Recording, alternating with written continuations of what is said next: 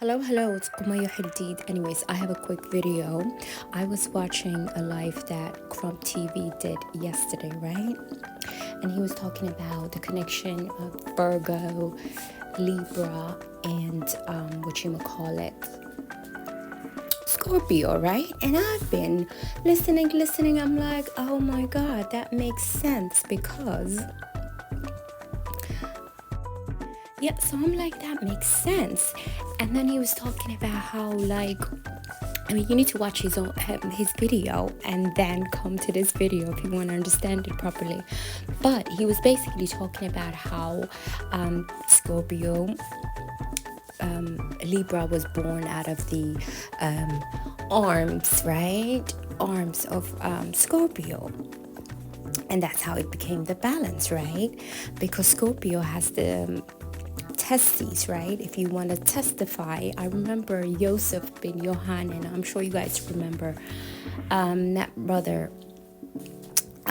He was talking about how women are set up when they go to court because you're supposed to testify, right? You're supposed to put your testes on the line, and that's what Scorpio is, right? For the man. But then that also Scorpio created his own scales, right? From right, so Scorpio created his own scales of justice, right? And that's Libra, right? And that's the in Arabic they call it mizan, right? So that's the scale, the ma'at scale, right? Everything is going to be judged, yeah. And then yeah, so if we get past the bullshit, right? If we get past this bullshit,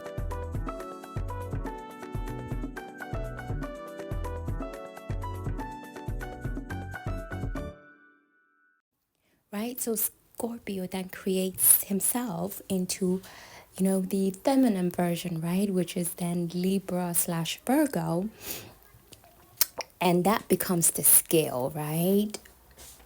Liberty, that's where you get that whole liberty bullshit, right? So that's justice and the whole Egyptian Ma'at thing, if you look at the scales. And then I remember, right? If that's the case, I remember, and if you need testes, right? Bowls to testify, then I remember what the Somalis say, right? Because if women get into a conflict with men in terms of the law, Somali women say we put our titties on the scale. So the men put their testes and we put our yeah, so when it comes to in terms of things with the law, right? The Somali women always say we'll put our titties on the scale, right? Because you need two things to weigh on this fucking scale as well, right? If the men have two testes, that balance things out. The woman has two titties. And I remember, and these are like older women, younger women, all sorts of women say these things, and I've heard it a lot. I've heard it said a lot in the past, say, few years, and I'm like, that's where the whole Ma'at things comes from, right? There's a mountain in the city I was raised in, right? In Somalia, and then there's a mountain, and it's so this is what's her name, Dorothy Ashby, right? And she was a harpist player, basically a lot of classical music, the string instruments, and in the 50s and 60s, right? And she was quite big, right? And even to this day, right? 2018, Drake sampled her music. So imagine all the shit that's hidden away and that certain people are just bringing it up, right? Telling us it's a brand new thing and then just making money from that, right? The pounds, the LP, the justice for them because they can just hide things and then bring them when they need to make money. Ain't that some bullshit? Anyways, her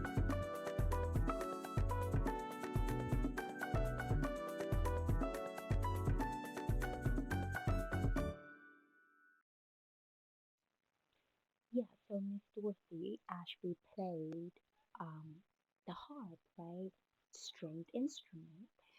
And since the arts, language, dance, culture, all of these things, right? That's how you are wealthy and you make money, and that's what gives you a name in this world, right? Other than, building buildings and making machines, these things are fairly new, but the rest of it is based on um, language, culture, dance, expression, right? That's how you know a society is civilized, if they have these things. So Miss Ashby was doing her thing in the 50s and 60s, right? And all her stuff is being sampled. So then I was like, oh, I remember a guy playing the harp and stuff like that in the mythology, whether it's Muslim, Abrahamic religion, or other religion, right? So I'm like, what is the harp, right? And what does David's name mean? I've already done the research a while back, but then today it all clicked and I was like, uh-huh. So the name David, they said, it means beloved and is often associated with the term used to describe an uncle. Yeah, beloved, an uncle. Okay. So related to a woman, right? If it's an uncle, it's related to a woman, and meaning in Somali, an uncle from your mom's side is an abti. Abti, Ab Rahim. Ab means father, up.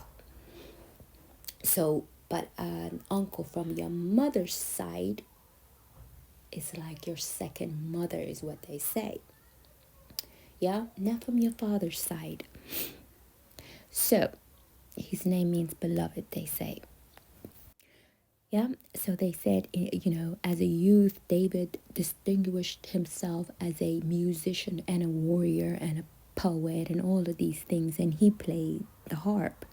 Okay. Yeah, they also associate his name with a dove, right? Dovey or a dove, right? Yeah. So he was a musician, a poet, and a warrior. But then we also have like shady stuff from David, right? The Judeo Christian version, yeah, because he goes, what does he do? He covets, right?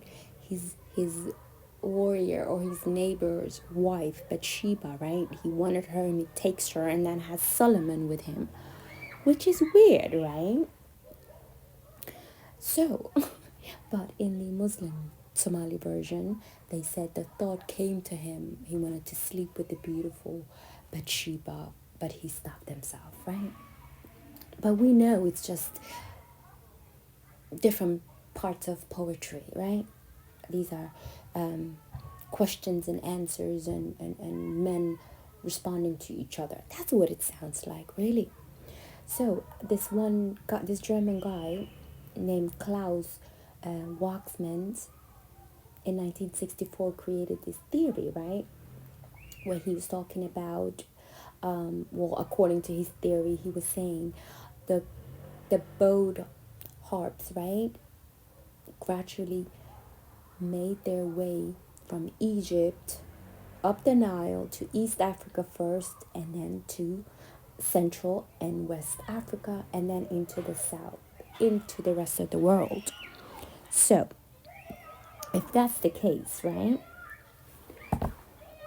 the name in Somali, right, that Oud, that's his name in Arabic and in Somali. But then in Somali, right, if these are two, what you call it, yeah, so if we actually translate his name in Somali, right? Because the Arabic word, whatever, Arabic is Afro-Asiatic language. I don't know what people are on these days. But I'm sick and tired of the bullshit anyways these days. I really am. So, David or Daoud, yeah? It's from two blended words in Somali. We put two syllables, three syllables together, or mixed words, right? And then that makes a new word. So that is an age. Yeah? That is an age, an era, a time. Oud has two meanings. One is oud, which is a stringed instrument you play. And the other one is a, yeah, so second definition, right? So that is an age, an era, and time. Oud, it's either the stringed instrument like the harp, guitar, that sort of thing. Second definition, oud is like also known as bkhor, is an aromatic wood resin from the agar wood, right? And it's this wood is then burnt and smoked for its scent, right? And that's where you get that mist, that smoke, that bkhor. It's what is also used in the the Arabic perfumes, right? The ouds, right? They have that musky feeling. Get it, Elon Musk? He thinks he smells good or something. Bullshitter, right? It's a mist. So ether is also a mist of gods, right? It's a scent. All the bullshit, that's going on lately. You smell it, right? Anyways, so there's two definition, but then they also say after they get past the beloved and encore, what they say his name also means comes from burning wood. What the fuck? Do you see? It's just piece of poetry that they've taken and made it into religion and bamboozled everyone with their bullshit, right? Anyways, guys, so we can be in multiple timelines lines and multiple stories at the same time, right? But some people are really dumb. They can't carry all of this stuff in both of their shoulders, right? It's too heavy for them. They just have to think everything is, a straight line, linear bullshit, right? It has to be this. This is logic. No, it's not. It's all just different stories to give life meaning. It's poetry, it's drama, it's all these things to get through this bullshit, right? But then you have motherfuckers that are making shit smelly, right? And stinky. You know? If you want to make money, make your own culture, right? Stop fucking taking other people's poetry and work and then running with that and creating this chaotic bullshit that we're in. But the Oud's age is finished. In Somalia, there's a man who's part of this clan with the name Daoud. And he's the fucking worst troublemaker. Like, he acts like David, of the Bible. He acts like David of the Judeo-Christian Bible. you know? The other David, right? The Muslim David, you don't know who he is. He's like, he's hidden, he he doesn't do anything wrong. So he's like perfection. He's God. He's hidden. Anyways, I hope you guys can see the bullshit and smell the bullshit. And if you use all your senses, right? Use your sense of smell. Can you smell the bullshit? But then many people have many people have their noses broken. You know that? Getting your nose done is getting your nose broken. You can't smell shit. Believe me, you cannot smell shit once your nose has been broken. Yeah? Somebody was telling us, oh, when they broke the ancient Egyptian noses, somebody was telling us there's gonna be noses broken soon. you know? And some people are. Some people are actually breaking their noses. I wonder who breaks the most noses in any given culture. Who do you guys think? I never thought about breaking my nose. One time it came to mind because I was with these clowns. But then I thought about it. I was like, oh my god, it's my daddy's nose. It's my father's nose. This is the nose I stick up. In Somali, we say, "Sankan tag your Bible." That's my father's nose, you know? That's the one I could smell the bullshit. Bye.